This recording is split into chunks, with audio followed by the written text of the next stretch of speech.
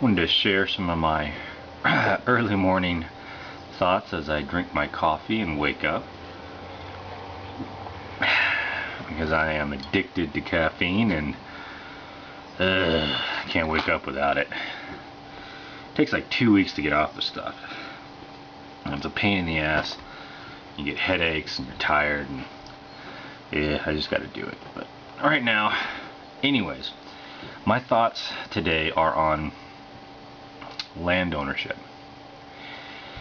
and how this all works and how it's been working and the different things we've done, and I don't know all the different ways, but we definitely are doing it wrong, and I think our ideas about it are wrong, and how we approach it is all wrong. When you really start to break your brainwashing, and if you're an American, you'll start to get really upset and realize there really isn't a recognition of land ownership in America, and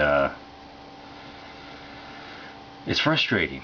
And for a long time, I thought that would, just being a land owner would solve things. But one of the things, if you become a land owner, then you can sell land, and I don't think we should ever put land into our system of commerce. I think this is a grave mistake. And when you stop and think about it, how can anybody really own land? At the most, we are stewards to the land. However, you can make a claim, and that claim can be honored, and you can sit on a piece of land your entire life. And how to deal with what you build on that land, and if you leave that and dealing with that, I haven't quite figured all that out yet. But claiming that we own land is, I think, or saying that you own the land is a mistake, because then once you own it, you can sell it. And who could sell it? I mean, that is to say you're God. None of us can really own the world. Is all of ours. We're at the most, we're stewards to the land. Now there are things we can own, and there's a muddying of the line of energy and currency, that, because see, all of our energy comes from the land. That's where our resources come from. That's where the currency is. That's where the real life comes from. But we're taking it too far. The things we extract, the things we create from the energy that comes from the land, from the earth, that, and is manifested through us, our own creations, that is ours. That is our owner. We can claim ownership of that. But you can't claim beyond that.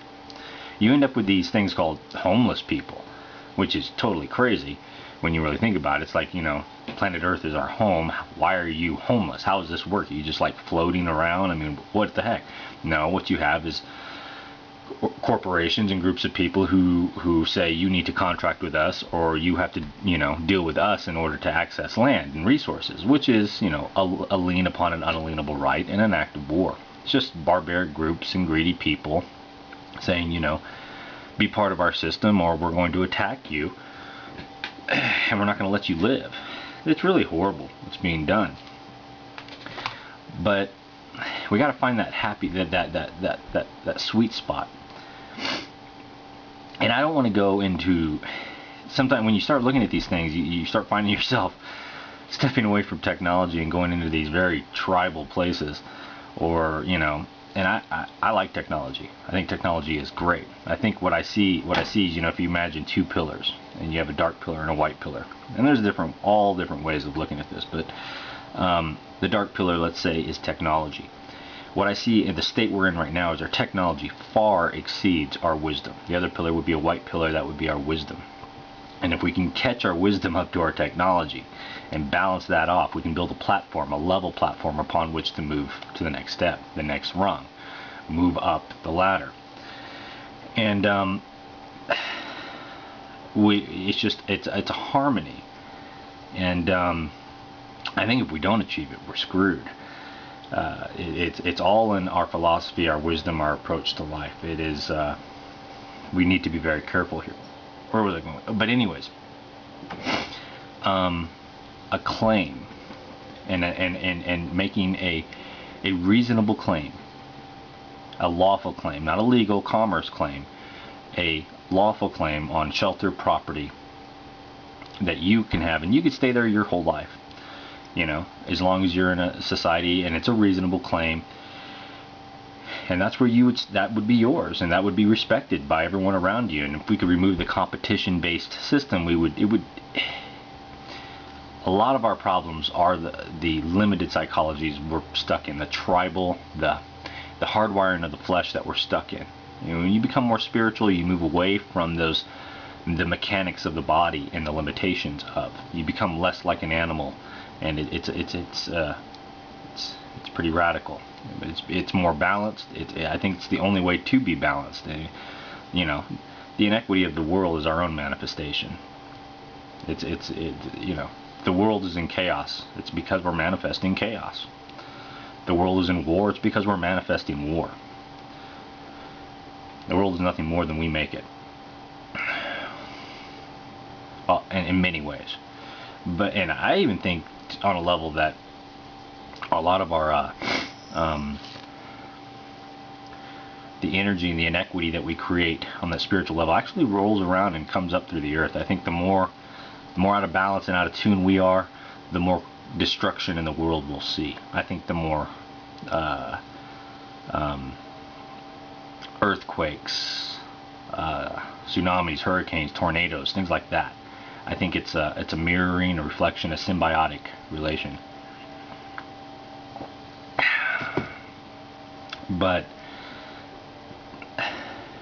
you know, the idea of, you know, the not being able to have land unless you contract with banks, which are giving you debt notes, which is not even your product. I mean, this is a total takeover. This is ridiculous. We can't have this. But we can't really have land ownership either, because that's going to lead to problems. We need to get to a very it's delicate. It's a process, but I don't know. I think it's possible. I think it's very possible, but it starts with the people, and it's a spiritual healing of the people that's required. And as this zeitgeist, this illusion, this darkness gets broken down, it's going to become more and more possible. It's very difficult to see it from the state that most people are in, but once you move forward and you start to open your eyes, you realize that life could be so much better. I see the potential for something really awesome and beautiful here. But land ownership. You can't own land, but you can make a claim, and that claim should be honored. And we can't put the land and allow it to be part of our system of association, because that is to say you're God. That is to say you own the planet. We can't. The planet's all of ours. Whether you like it or not, the planet's all of ours, divided equally. That's what it is. And it's you can't and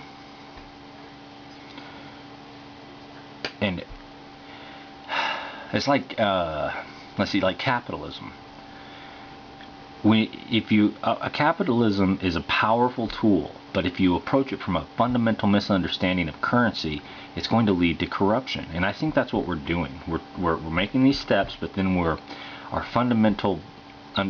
foundation, our understanding is of how currency, life, and what these things are is so wrong that it leads to corruption. And that's part of the design, to teach us. It's you know, it's going to just destroy it's going to lead to destruction until we finally get it. And it's all in. Capitalism is doable, and we can create these things that are highly beneficial to mankind and beneficial to the people who are engaged in that social contract, or whatever it is, that form of capitalism. But it has to be all the energy that is stored and created and manifested must be dealt with in an equitative manner and non-concentrated forms. And well, we don't have that now. We have, you know, one guy gets a ton and then he disperses it, and this is a corruption. This is a corrupting way of doing things. So there has to be an equitative delegation of the power that is created, otherwise you will create inequity. But I think forms of capitalism are possible, but we must approach it with a very deep understanding of life itself, and we must stay in tune with that, or it will lead to corruption, which will lead to destruction of whatever it is we have attempted to do. Because, you know, I like technology, and I'm sure you do too, and I don't want to, you know, I wouldn't, you know, I don't mind living in the wilderness. I don't mind, you know, I wouldn't mind living a much more symbiotic life with this world, but I don't want to, you know, I enjoy technology, I enjoy the internet, I enjoy so many things technology has brought us, and I think there's ways to continue in this progress of technology, but we must increase our wisdom and our understanding of the energy and the things we're doing and the very foundation. So, and I think the answer is in that, you know, it starts with us and our ability to our spirituality, but you know, right now it's you must have a complete human or human being before we can even do these things, and we have basically, most people are in the incomplete human stage, and that's a big part of what this evil is trying to do, is just keep you in a state of the incomplete human. But a reasonable claim, and you can use that to extract wealth and energy from the land to live. You could just live a simple life, or you could use it in ways, and then you could join with your neighbors or other people around the world and create systems of forms of capitalism within your own little social contracts. It doesn't have to be local. I mean, not anymore. You know, it can go around the world, and you can create these systems, but you must, whatever you create, I mean, granted, you have a greater,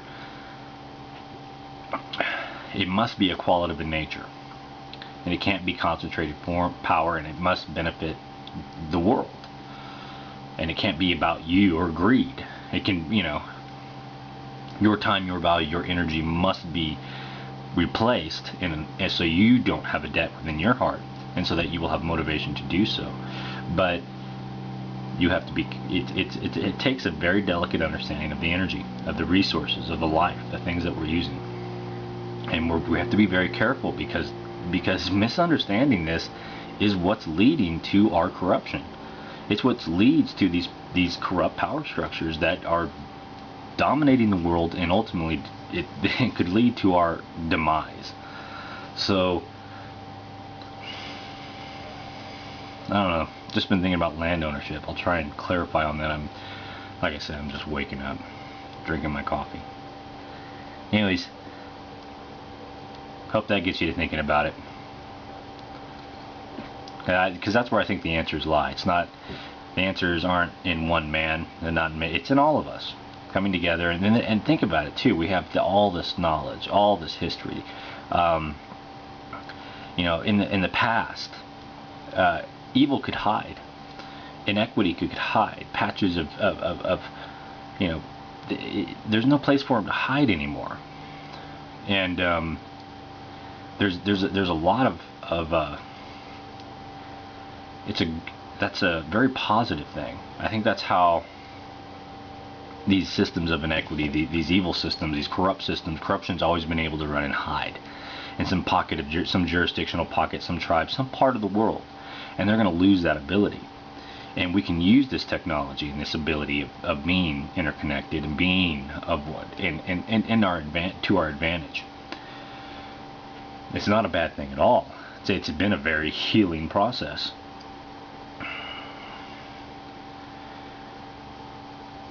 So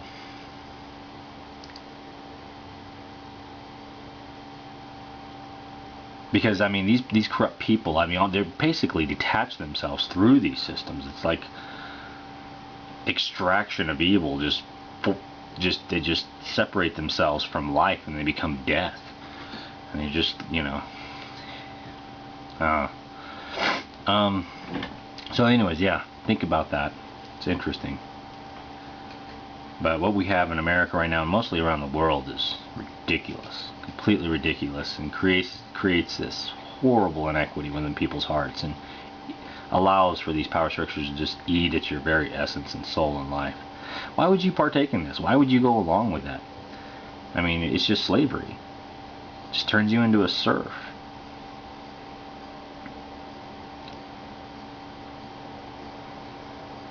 If you're going to be a serf of the earth, not of men who claimed the earth, you know, and to be a serf to them. It's like they just come in and try and get between you and what you have a right to. You have a right to a place in this world. you know? Anyways,